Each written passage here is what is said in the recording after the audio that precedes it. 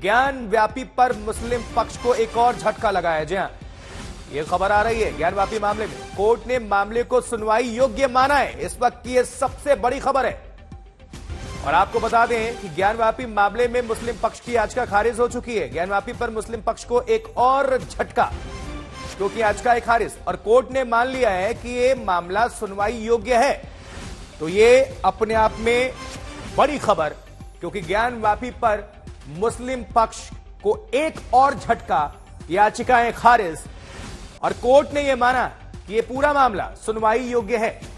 दरअसल मुस्लिम पक्ष ने कहा था कि यह मामला सुनने लायक है ही नहीं, इसको लेकर याचिका डाली गई थी कोर्ट के अंदर, लेकिन कोर्ट ने इस याचिका को ही खारिज कर दिया। इसका मतलब यह हुआ कि कोर्ट ने इसको मान लिया है कि यह मामला सुनने योग्य है, यानी सुनवाई योग्य है।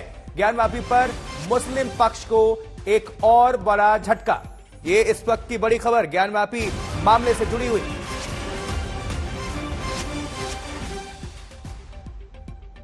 और इस खबर पर ज्यादा जानकारी के लिए समर श्रीवास्तव हमारे सहयोगी जुड़ चुके हैं। समर, ये अपने आप में बहुत बड़ी खबर, क्या कुछ कहना है कोर्ट का? देखिए, कोर्ट की तरफ से एक बड़ा डिसीजन आया है। मुस्लिम पक्ष का 7/11 का एप्लीकेशन था, उसको खारिज कर दिया गया है और जो पूरा मामला उसको लेकर चल रहा था, यानी कि गोपनीयता, उसको कोर्ट ने स्वीकार कर लिया। यानी कोर्ट ने पूरे मामले को मेंटेनेबल माना है। मेंटेनेबिलिटी में इस वक्त हिंदू पक्ष की जीत हुई है। इस मामले की सुनवाई अब आगे किस तरह से होगा, इसका ट्रायल कैसे होगा, इसकी सुनवाई अब शुरू होगी 2 दिसंबर को इसी पादशाह के कोर्ट में। और देखना होगा कि एक तरह से लगातार मुस्लिम पक्ष के द्वारा ये कहा जा रहा था कि मांग पूरी नहीं होगी, और आज जज के द्वारा आपको बताऊं 2 डेट लगातार कैंसिल हुई थी। यानी कि एक बार ये कहा गया था जज प्रेजेंट नहीं थे, एक बार ये था कि डेट वर्षों की वजह से ऑर्डर आ नहीं पाया था। पर अब जो है फाइनली यहाँ पर हिंदू पक्ष की जीत हुई। जो सनातन संघ है इसको लेकर बहुत खुश है और फिर प्रेसिडेंट है संतोष सिंह, उन्होंने भी बातचीत करी है और बताया है ये हमारी बड़ी जीत और 2 दिसंबर को पूरे मामला को जो है आगे बढ़ाया जाएगा। आप जानेंगे संतोष जी भी हमारे साथ एक मौजूद हैं। संतोष जी, कैसे देखें इस पूरे मामले को आप? स्पष्ट तौर पे देखना है कि आज माननीय अदालत ने जब मुकदमे की उपयोगिता पर हमको कहा है कि नहीं ये मुकदमा गोपनीय है और आगे चलने योग्य है, तो ये हिंदू की बहुत बड़ी जीत है, एक ऐतिहासिक जीत है। आज हिंदू समाज को ये लग रहा है कि न्यायालय निष्पक्ष होकर के हिंदुओं के पक्ष में फैसला दे रहा है। जो उसे दिखाई पड़ा है, जो हमारी दलीलें उनको दी गई थी, न्यायालय उनसे सहमत है। आप लोगों ने 3-4 मांगे करी थी, जिसमें कई सारी चीजें भी शिवलिंग की पूजा थी, पूरी तरीके से हिंदुओं को कॉम्प्लेक्स सौंपने वाली बात थी। आपको लगता है कि आने वाले वक्त में जो ट्रायल शुरू होगा उसमें आप लोग की जीत होगी उसमें?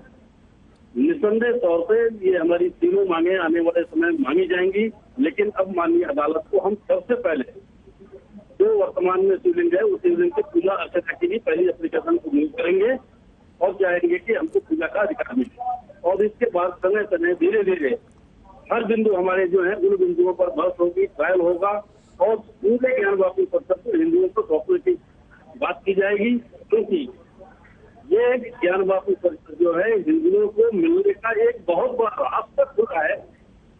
और हम उम्मीद करते हैं कि आने वाले समय में बहुत जल्दी पूरा परिसर हिंदुओं को सौंप दिया जाएगा अदालत के माध्यम से और हिंदू अपने आदि विशेषों का वहाँ पूजा पाठ करने के लिए जीत कर सकता है ना उससे अदालत में। ये उनका अधिकार है, मुस्लिम पक्ष का अधिकार है, वो जहाँ चाहे वहाँ मूव करें। अगर वो कहीं मूव करते हैं तो हम भी वहाँ पे जाएंगे, वो वहाँ पे उसका विरोध करेंगे। तो आपने सुना उसको श्री संतोष सिंह थे, सनातन संघ के कार्यकारी अध्यक्ष थे। इनका ये कहना है, वकील से हमने बातचीत करी हिंदू पक्ष के, वो भी बता रहे हैं कि अब ट्रायल शुरू होगा इस मामले में। 2 दिसंबर अगली तारीख है जब ट्रायल शुरू होगा। समर्थ, इस पर मुस्लिम पक्षकारों का क्या कुछ कहना है? उनकी भी प्रतिक्रिया सामने आई होगी। जिस तरह से हिंदू पक्ष खुशी की लहर उनमें देखी जा सकती है, मुस्लिम पक्ष के लिए बड़ा झटका है, तो उनकी प्रतिक्रिया आ रही होगी कुछ।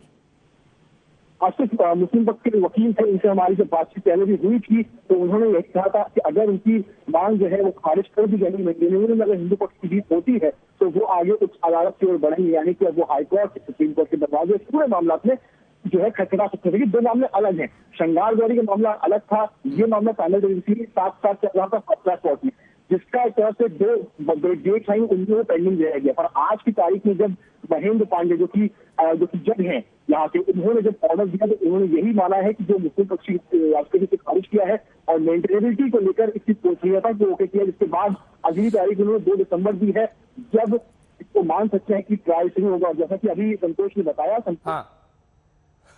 कुल मिलाकर बड़ी खबर यह है कि ज्ञानवापी पर देखिए मुस्लिम पक्ष को झटका लगा है। कोर्ट ने इस मामले में याचिका खारिज कर दी है मुस्लिम पक्ष की तरफ से। मुस्लिम पक्ष ने 7 नवंबर को दाखिल की थी इस बाबत याचिका और वो याचिका खारिज हो गई है। इस तरह मुस्लिम पक्ष को एक और झटका ज्ञानवापी के मामले पर, और कोर्ट ने यह माना है कि ये पूरा मामला सुनवाई योग्य है, यानी इसको लेकर सुनवाई होगी। और हिंदू पक्षकारों की प्रतिक्रिया भी आनी शुरू हो गई है, उनमें खुशी की लहर है। हिंदू पक्ष की तरफ से इस पूरे मामले में वो उम्मीद जाहिर कर रहे हैं कि आने वाले वक्त में कुछ और बड़े फैसले देखने को मिलेंगे, और उनके उम्मीद के मुताबिक ही चीजें सामने निकल कर आ गई। लेकिन सबके अपने दावे, सबके अपने अपने तर्क। इस बीच समर्थ श्रीवास्तव हमारे सहयोगी लगातार जुड़े हुए, जो जानकारी आप सभी दर्शकों को पहुंचा रहे हैं। समर्थ, निश्चित तौर पर यह पूरा मामला ना सिर्फ बनारस के लिए बल्कि पूरी दुनिया के लिए, जो भी महादेव में आस्था रखते हैं, और ये पूरा जो स्पेसिफिक मामले की अगर हम बात कर लें, वो कौन सा मामला और किस पर फैसला आया है, जरा दर्शकों को इस पर आप क्लियर करें। देखिए आशुतोष, मैंने जैसा कि बताया कि एक श्रृंगार गौरी मामला चल रहा था, वो अलग था, यानी कि परिसर में जिस तरह से पूजन होता आया था पहले भी। ये जो मामला था, ये उसी बीच में प्ली डाली गई विश्व वैदिक सनातन संघ द्वारा, जिसमें 3 मांगे करी गई। पहली मांग ये थी कि जो आदि विश्वेश्वर शिवलिंग जिसको हिंदू पक्ष मानता है, अर्चना की परमिशन दी जाए। दूसरी मांग ये कही गई कि जो कॉम्प्लेक्स है ज्ञानवापी परिसर, वहां पर मुस्लिम समुदाय की एंट्री बैन कर दी जाए। तीसरी मांग ये थी कि जो परिसर है ज्ञानवापी, पूरी तरीके से वो हिंदुओं को सौंप दिया जाए। ये मांगी थी। उसके अलावा एक मांग ये भी उसमें थी कि जो स्ट्रक्चर बना हुआ है, जो ऊपर से जैसा कि सर्वे में निकल कर आया था, उस स्ट्रक्चर पर भी हिंदू जो सनातन संघ था उसको आपत्ति थी। तो ये उसके बाद ऑर्डर लगभग 14-15 चीजों के करीब ऑर्डर रिजर्व कर दिया था, जिसमें फास्ट ट्रैक कोर्ट ने। उसके बाद रिजर्व था 2 तारीख पड़ी 8 नवंबर की, उसमें जज थे वो प्रेजेंट नहीं थे। उसके बाद अगली तारीख पड़ी 12 नवंबर की। उस दिन ब्लॉकलोड की वजह से ऑर्डर नहीं आ पाया और तारीख जलकर हो गई 17 नवंबर, यानी कि आज की।